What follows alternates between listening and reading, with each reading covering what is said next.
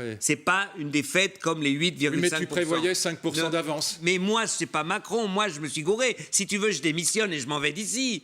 Moi, je peux démissionner, mais arrête pas, c'est pas eux les responsables. Alors, Luc, on va ne faire dis pas attention parce que n'importe quoi. Dany peut quitter les plateaux quand il est colère et je vais le garder encore un petit peu. Je dis que quand une tête de liste... Non, mais Non, mais Bellamy a été très bien quand il a dit « je demande pardon ». Voilà, j'ai trouvé ça formidable. J'ai trouvé à titre personnel... En bureau politique. J'ai trouvé ça Wauquiez grandiose. va dire ce soir sur TF1 « je demande pardon Ben ». Ça va être ridicule. Mais c'est pas ça que je dis. Mais je veux dire, t'es pas obligé de rester chef de parti si tu te gourres. Mais si Wauquiez s'en va, je dirais c'est admirable de sa part et c'est fort honnête et je dirais j'applaudirai des deux mains. Mais je ne demande pas sa démission parce que je dis ça change rien. Mais moi je la demande pas, je suis pas dans position. Je dis que moi, dans mon analyse de comportement politique, je crois que aussi bien le responsable socialiste que le responsable de la France insoumise que le responsable c'est pour ça, en fait, ce que tu veux, c'est la démission de Mélenchon. Mais bien sûr. On va revenir à mais bien sûr. Enfin, quand ce parti... Mais tu aurais dû commencer par là. Non, mais quand ce parti se prend pour je ne sais qui, à la fin fait 6%, alors on reviendra sur la France insoumise tout à l'heure. Dany, on va finir sur la droite. Il y a eu quand même une démission, non ? Luc, on va aller au bout de votre idée. Vous dites, si Wauquiez s'en va, ça ne changera rien. Non, ça ne changera rien. Je vais renverser la question. Est-ce qu'il y a quelqu'un qui, à la tête de LR, permettrait que ça change ? Non. Non, voilà, non, pour l'instant, non, parce qu'encore une fois... Eh ben, ça promet. Luc Ferry. Oui, moi, ce serait grandiose. Sérieusement, ça vous intéresserait ? Voilà. Ça vous intéresserait ou pas, Luc ? On y arrive. On y arrive. Non, mais est-ce que ça vous intéresserait ? Très sérieusement. Non, sérieusement. Mais soyons sérieux. S'ils ont mis Bellamy, ils peuvent mettre Luc Ferry, ils peuvent s'améliorer. Voilà. Ils peuvent s'améliorer. Je pense que Valérie Pécresse, parce que c'est une femme, et contrairement à ce qu'on dit, on cherche des femmes en politique, pas seulement pour ça, mais je pense que Valérie a un positionnement qui peut être rassembleur. Je pense que Xavier Bertrand aussi, voilà. Mais encore une fois... Il a quitté les Républicains. Oui, il l'a quitté, mais je pense qu'à leur hache, et surtout qu'ils ne le prennent pas comme une vacherie de ma part, ça n'a rien à voir, c'est une analyse politique. Je dis qu'aucun de tous ces gens-là, y compris Wauquiez, n'est à l'heure actuelle présidentiable. C'est carbonisé pour les 3 ans qui viennent. Et Sarkozy ?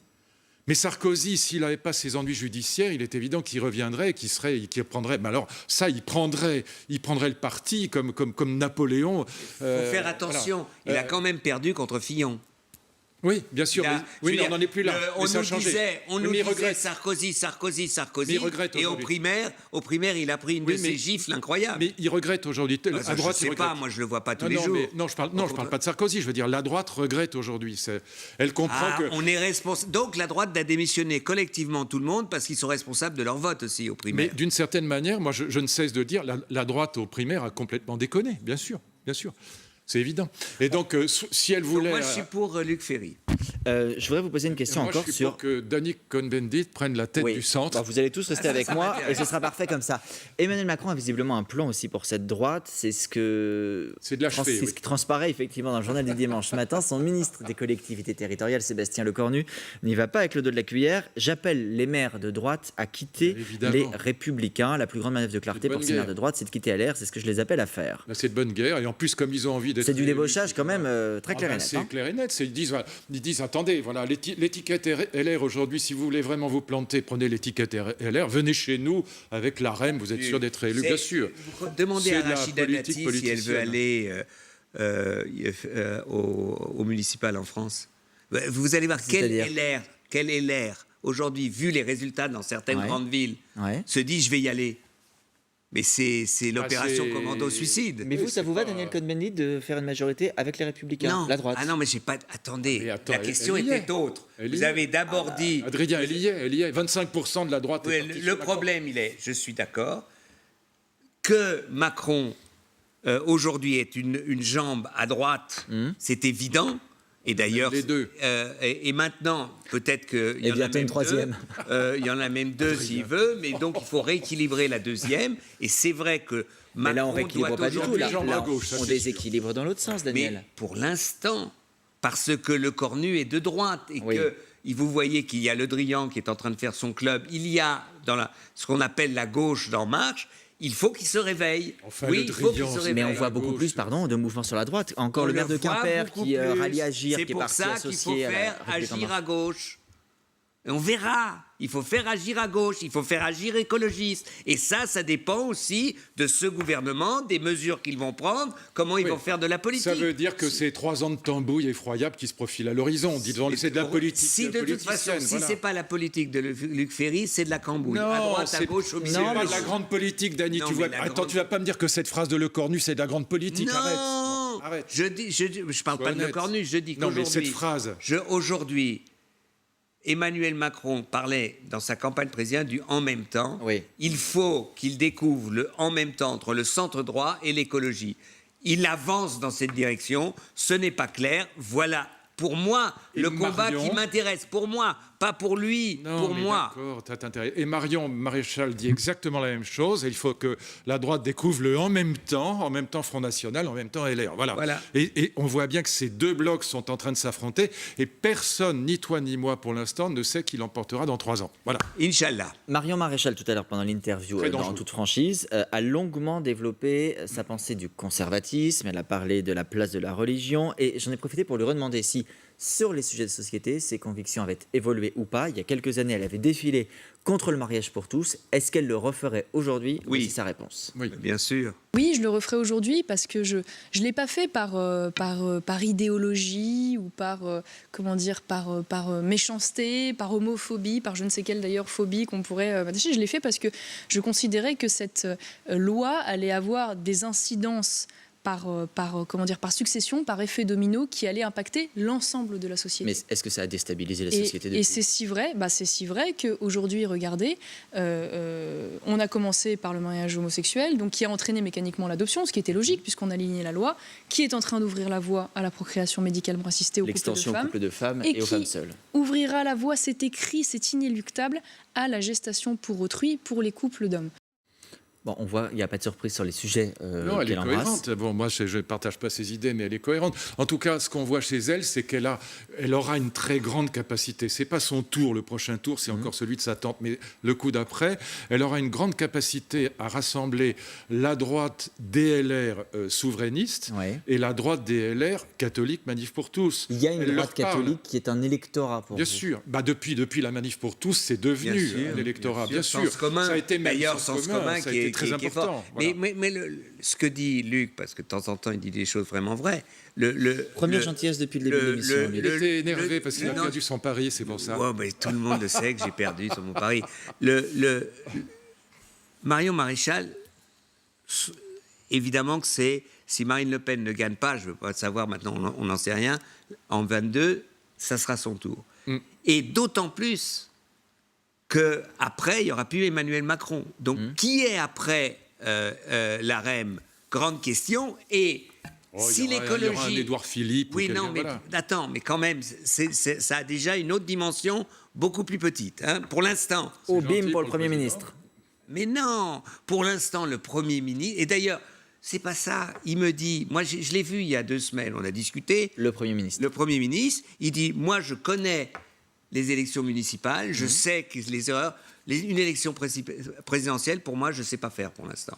Il l'avoue. Il apprendra. Mais peut-être que ça sera lui ou quelqu'un d'autre. Mais si la gauche ne trouve pas quelque chose entre l'écologie qui monte et les autres qui sont des poids, mais qui n'arrivent pas à affirmer quelque chose de nouveau, je parle aussi bien du Parti socialiste que de la France insoumise, si la gauche n'est pas là, eh bien... la seule force qui pourra jouer sur la continuité avec Marion Maréchal, c'est la droite et qui dépasse, alors que l'AREM sera le post-macronisme. Personne ne sait qu'est-ce que c'est sans Macron. Ça, c'est un grand problème. Et de l'autre côté, d'un autre côté, on ne sait pas très bien ce que... Oui, mais Pompidou a démontré, alors si c'est Pompidou après De Gaulle, a démontré une certaine capacité quand même. Oui, mais je pense qu'Édouard Philippe, là, il l'aura. En tout cas, c'est très plausible. Voilà. Tu sais, la nature a horreur du vide, il y aura quelqu'un qui prendra la place. Vous disiez, Luc, justement que le tour de Marion Maréchal n'était pas encore venu. Non, c'est pas ce qu'elle disait tout à l'heure sur sa tante Marine Le Pen. Non, mais je cherche pas. Honnêtement, je ne cherche pas à me mettre dans ce duel-là. Non, on sent que vous cherchez à la dépasser. Non, mais ça me met mal à l'aise parce que Marine Le Pen est ma tante, parce que objectivement, indéniablement, personne n'aurait imaginé qu'elle ait pu se remettre comme elle s'est remise aujourd'hui de la suite des présidentielles. C'est quand même la démonstration que C'est quand même une sacrée personnalité politique. Oui, elle m'a impressionné, une sacrée personnalité politique. Mais vous la soutenez aujourd'hui ? Un sacré courage, voilà. Et donc je ne cherche pas à pointer du doigt la responsabilité de Marine Le Pen, pas du tout. Une fois de plus, je pense que le Rassemblement national est indispensable. Je cherche juste à réfléchir et peut-être à contribuer à comment demain on peut aller au-delà du Rassemblement national et surtout construire des forces politiques qui permettent ces fameuses alliances qui demain enfin nous permettront tout simplement de sauver la France en fait. Elle dit que c'est la même à l'aise, mais elle ne soutient pas du tout sa tante dans cet extrait. Elle est complètement en tout cas, elle dit exactement ce qu'il faut dire et elle est parfaite. C'est très intelligent. Parce qu'elle sait que c'est pas son tour. Parce qu'elle sait que c'est pas son tour. C'est ça qu'il faut dire. Elle a aucun intérêt à dire elle se plante et aucun intérêt. Ce qu'elle pense, d'après moi, mais alors là, c'est dans ma tête simplement, elle pense que de toute façon Marine Le Pen ne peut pas gagner, mais qu'elle, avec sa stratégie, sera en position de gagner. Voilà ce qu'elle pense. Et donc elle prépare le terrain en étant solidaire, apparemment, mais en construisant ce qu'il faudrait construire, ce que Marine Le Pen, pour l'instant, n'arrive pas à construire. C'est ça un peu ce qui se passe. Elle a dit quand même quelque chose tout à l'heure. Par exemple, elle admire Salvini parce qu'il fait ce qu'il a dit. C'est pas vrai. Salvini a dit « Je vais renvoyer au moins 300 000 émigrés dans la première année ». Il en a envoyé, allez, si c'est 5 000, c'est beaucoup. Donc Salvini fait, en fait, ce qu'il fait, c'est il fait une campagne électorale pendant tout le temps. En tant que ministre de l'Intérieur, il fait pratiquement rien. Il n'est jamais au ministère de l'Intérieur. La Repubblica a fait une statistique quand M. Salvini est au ministère. C'est dramatique. Donc elle vous dit quelque chose qui n'est pas vrai. La force de Salvini, c'est la campagne électorale permanente. Regardez-moi, il gueule contre les immigrés, il gueule contre l'Europe, il gueule contre ceci. Et à part ça, il ne se fait rien. L'Italie est au bord du gouffre de l'effondrement économique et financier. Salvini n'a aucune solution à proposer. Aujourd'hui, sa coalition est en train d'exploser, puisque 5 étoiles perdent, ils sont même passés derrière les démocrates. Donc vraiment, je veux dire, la perspective de Salvini, et ça c'est vrai, c'est ça le danger, c'est Mussolini. Ne nous mentons pas. La manière, et d'ailleurs, dans 2 discours déjà, il a réhabilité Mussolini. Ça vous fait souffler, Luc, pourquoi ? Non, parce que je pense que Dany, il est vraiment, comment dire, tu es vraiment prototypique de cette bonne volonté démocratique, libérale au bon sens du terme, internationaliste. Et je pense que, au fond, tu risques, et je le dis en toute amitié, mais de passer à côté. Pas du tout. Arrête. Je pense que tu risques, et les gens comme toi risquent de passer à côté de cette lame de fond, de ce qu'on appelle en France la France périphérique. Mais regarde la lame de fond. Regarde Salvini en Italie, regarde Trump aux États-Unis, regarde Bolsonaro au Brésil, regarde Orban en Hongrie, regarde le Brexit en Grande-Bretagne. Pourquoi veux-tu que la France y échappe éternellement ? J'ai pas dit autre chose. J'ai pas dit autre chose. J'ai pas dit autre chose. J'ai dit autre chose. Moi, je parle d'autre chose. Salvini, elle dit dans cette interview, fait ce qu'il a dit. Moi, je dis. Non, mais ça, je te le laisse. On s'en fiche de Salvini. C'est pas grave. Elle a dit une bêtise. C'est pas grave. Mais ça change pas grand-chose. Non, mais c'est vrai que les populistes disent des bêtises. Non, ce que je dis simplement, c'est important. Écoute-moi 2 secondes. C'est que face à des gens très forts qui représentent la France périphérique, qui sont des souverainistes, des nationalistes, des anti-européens, comme Marion et Marine Le Pen. Ce sont des gens qui ont un discours extrêmement puissant, très structuré, qui trouvent un écho chez des grands journalistes comme Yvan Rioufol, chez des Zemmour, etc. Bon, ces gens-là, ils ont un discours